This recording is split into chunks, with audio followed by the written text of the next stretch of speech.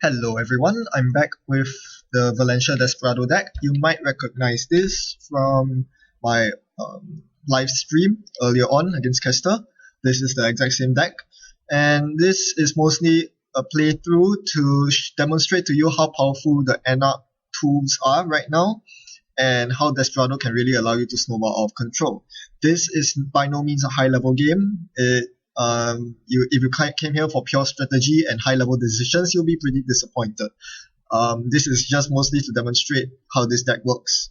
I'm up against the Foundry, a lot of question marks. I don't really know what type of deck he's playing, so I need to play rather conservatively. That means no face checking of ice because it could be a Merlin and I could be faced with a triple Merlin on the first turn. I don't want to end my game that way. I'll need to wait until I find an I've had worse before I can start face checking. In the meantime, you notice that I drew on my first click. This allowed me to join to KD Jones, so instead of playing Sure Gamble Desperado as I usually do, I go for Sure Gamble KD Load KD instead. This has the added benefit of not having to rely on Desperado, which is very important because I can't face check his eyes. I really cannot afford to until I find either my York and a Data Sucker, or I find Faust. Both of those will allow me to start running safely. So here he goes with remote shenanigans. He installs and double advances a remote. The worst thing that will hit me right now is obviously a Cerebral Overwriter. So what I do is install the Sucker, which is very important. I need the Sucker to enable Parasites, and I need Sucker to pump up my York against Merlin. So that must hit the board first. I can, even if it's a June bug, I can afford to lose all 4 of my cards in hand right now. They are not terribly important except for the Clone Chip. Sure enough, it's an Overwriter and it snipes off the Data Sucker and the Clone Chip. So thankfully, I have another Data Sucker on the board. I really need that to start accumulating some Sucker tokens. Of course, I won't be getting any anytime soon because I cannot afford to base check anymore. The worst thing is because of the 2 brain damage, I'm not able to fill my hand up to 6 cards before running. So that is a huge pity. So what I do here is, since I found my wild side, I'm going to play it along with daily casts. So I'll set up my board state instead, and hopefully I can threaten his remotes the next time he tries to do anything funny. So far he's not getting a lot of money. He is not setting an Adonis or Eve campaign, so he can't really afford to score any agendas, be it fast advance or otherwise, just yet. If he does, he'll leave his centrals very vulnerable, and that is to my advantage as well. Again, don't mind the Octagon being frozen thing. It's a bug that has been plaguing Octagon since the feature has been introduced, and it's looking pretty bad.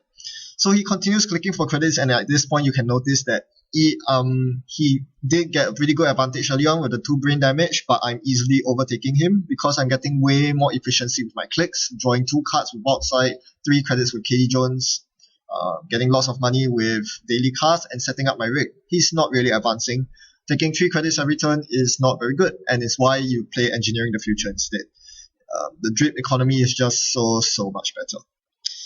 Alright, I am worried at this point about getting flatline. I mentioned that in chat. At this point, I was thinking of ways I could face check his servers, because I knew that there would be a Merlin out there to kill me. So he installs an upgrade in R&D. I'm compelled to check it, and I have a blackmail in hand. Why not? I won't die from Merlin if I blackmail through. And what I really want to do right now is to accumulate 1 Data Sucker token so that it enables York in the event that I do have to face check a Merlin later on. So here I go, black this into R&D to see 1 card. It's a Marcus Betty that gets trashed.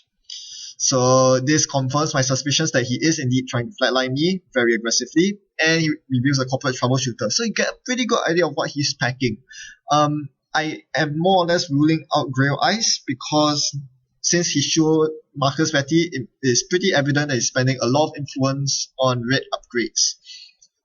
This leaves no influence for Merlin. So what he's probably packing are brain damage eyes like Victor 1.0, 2.0 that he can fire off with Marcus Betty.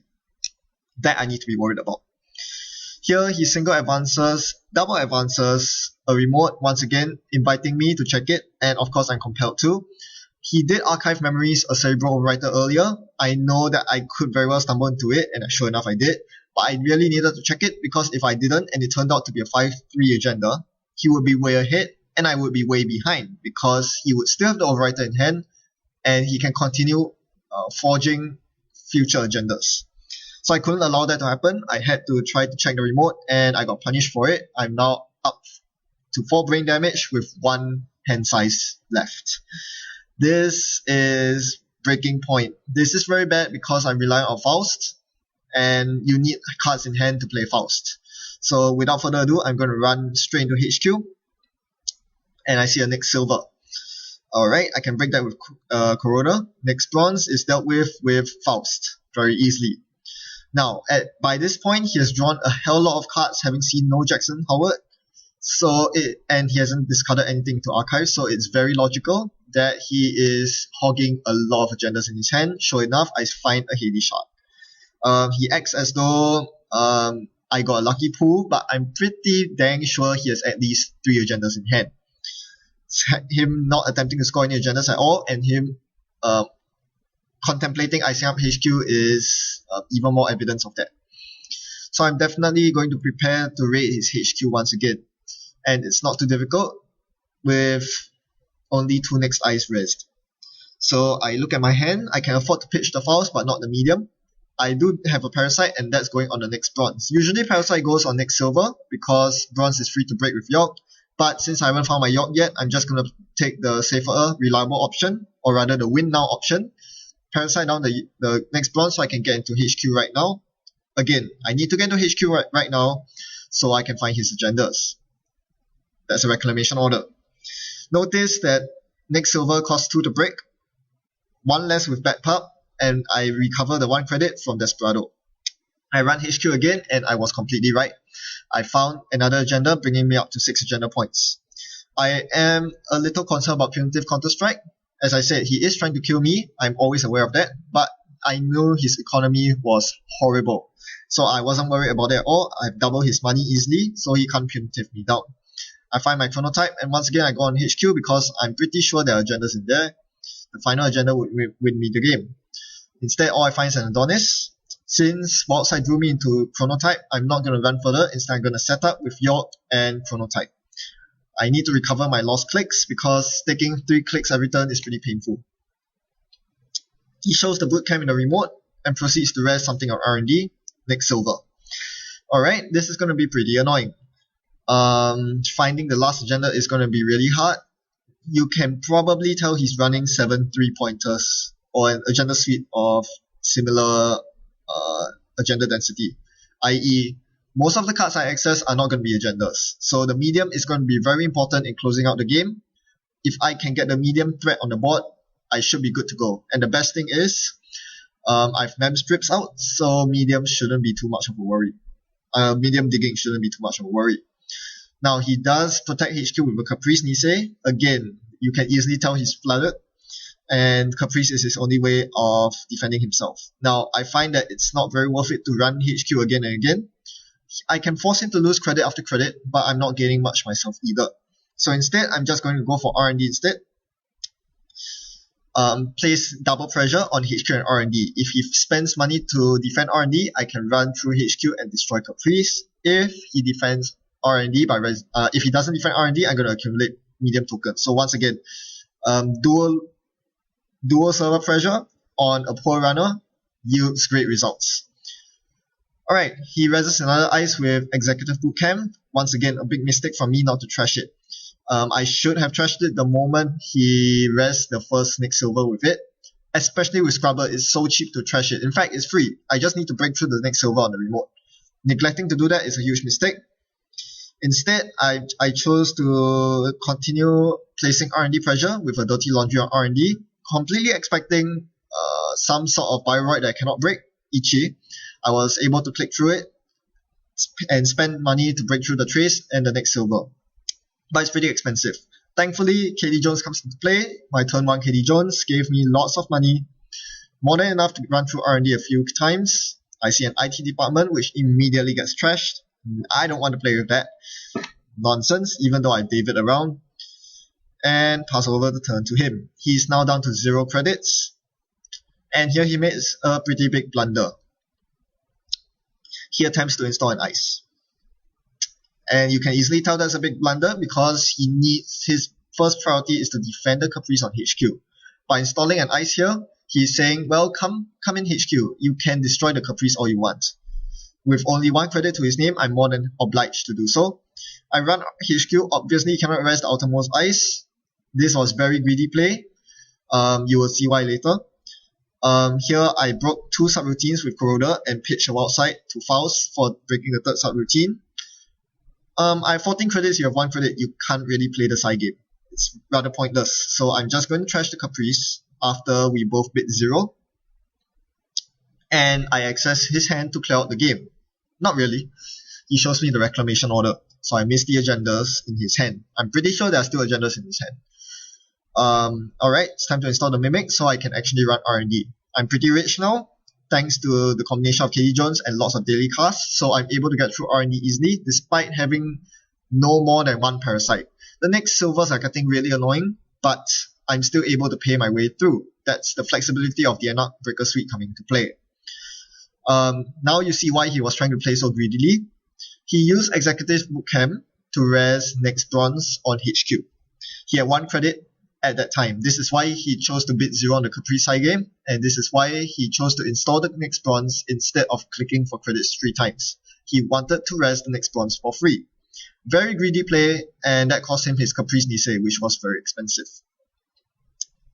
I guess it's kind of worth it because he knows at the back of his mind he can grab it again with Reclamation Order, but being on such a low credit level is a very big mistake most of the time, and a semi-competent corp or runner opponent can easily take advantage of that. In this case, he chooses to clear Varrock's counters, again a huge mistake, because, well, okay, it's fine, because my medium was pretty loaded, it is pretty justifiable. It does nothing to Data Sucker, because I can easily run through archives to recharge Data Sucker. He does delay the inevitable. Being on 0 credits doesn't really help, and I run his remote, fearing that it was a snare earlier. Now that he has no credits, I can safely run it, freeze check, and it turns out to be the winning agenda. So that's the issue with such decks. My opponent was good enough with his remote mind games that he managed to make me take 4 brain damage, while still able to come back with a convincing 7-0 victory. The problem is, if you're going in on a brain damage strategy, you really need some sort of follow-up plan, and he didn't really have any. I mean, yes, I was at the edge of my seat. I couldn't play as aggressively as I wanted to because I was worried about Merlins and Victors being rezzed against me. However, one huge asset in my favor was Faust. The moment I found the Faust in my deck, I was able to just run through his servers with impunity, because I knew in the back of my mind that I would be safe from any sort of danger. This is quite contrary to usual Enoch ethos of take all the damage, immolate yourself in the process, and hope that you come out victorious. Faust allows you to face check very safely as long as you have cards in hand. And another good thing about my Breaker Suite, or rather the set of Enoch tools I have, is that they are very flexible. Even if you don't draw the exact tool you want, you can still get through with a bit of creativity. Against Next Ice, the most obvious solution is Parasite, but I only saw 1 Parasite that I could use throughout the entire game. It didn't matter. As long as I had enough card draw with the first turn outside and money with the first turn KD Jones, sorry, not a first turn outside, but close enough, what I could do was to set up an early base where I could accumulate lots of money and cards to fuel my breakers, and that worked just as well as the Parasite. With enough money and cards, you really threaten the corps into not scoring. They cannot afford to score. Simple as that. Now both sides were experiencing trouble, not just my opponent but myself as well. My opponent, the corp, spent too much time clicking for credits, and you could easily see how his slow tempo really cost him the game. Because every turn while I was building up and trying to get more money and cards, he wasn't able to threaten scoring, he wasn't able to even advance his own game. He was just treading water. And against the runner, if you're treading water, you eventually bleed agendas. And because he was so poor throughout the entire game, he couldn't defend Caprice Nisei, which is a huge downside. When Caprice Nisei is when his whole game plan is centered around Marcus Matty and Caprice Nisei, considering that he spent all his influence on that. For my problem, besides the taking the 4 brain damage, the biggest issue was letting Executive Bootcamp run, which was a huge mistake in retrospect. I should respect the power of Next Ice being rezzed. The problem is, I only really wanted to attack HQ because I knew he wasn't seeing Jackson Howards and I knew he was agenda flooded in hand. The problem is, usually I can afford not to run R&D and remote because I'm just completely focused on HQ. So that gives me the benefit that of not having to res next ice for him. But when he reses the next ice himself, he makes the ice on HQ stronger as well, which made it harder and harder for me to siege HQ. So I should have won the game more easily if I had denied the Executive Bootcamp first. And with Scrubber out, I definitely should have done so. All in all though, that was an okay game for me. I hope to improve my Valencia play a little more, but you can see how powerful it is. Even if you don't draw the right cards, you can still set up pretty quickly and get things going very well. Thanks for watching. Happy net running. Goodbye.